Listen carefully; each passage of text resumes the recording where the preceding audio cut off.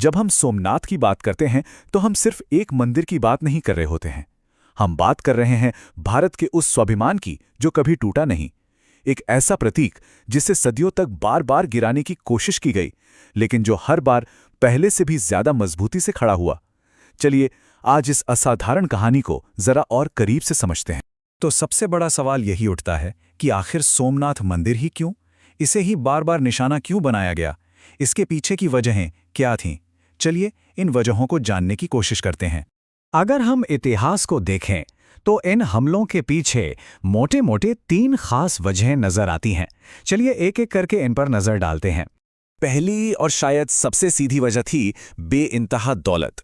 सोमनाथ मंदिर सोने, चांदी और कीमती रत्नों का एक तरह से भंडार था, और ये दौलत हमला करने वालों के लिए लूट का सबसे बड़ा खजाना थी। दूसरी वजह इससे कहीं ज्यादा गहरी थी, वो था इसका सांस्कृतिक महत्व। देखिए, ये मंदिर सिर्फ एक इमारत नहीं था, ये हिंदू आस्था और गर्व का एक बहुत बड़ा प्रतीक था। तो इसे तोड़ना मतलब सीधा लोगों के मनोबल पर, उनकी हिम्मत पर हमला करना था। और हाँ, तीसरी वजह थी एक तरह का पावर प्ले, अपनी ताकत दिखाना।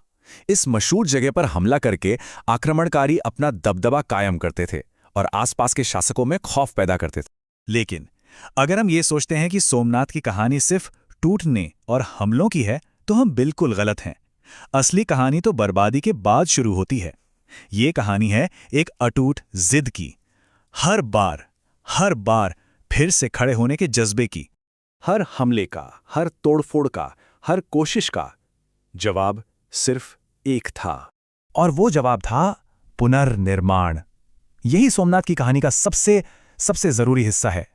जितनी बार इसे तोड़ा गया, उतनी ही बार, बल्कि उससे भी ज्यादा शान से इसे दोबारा बनाया गया।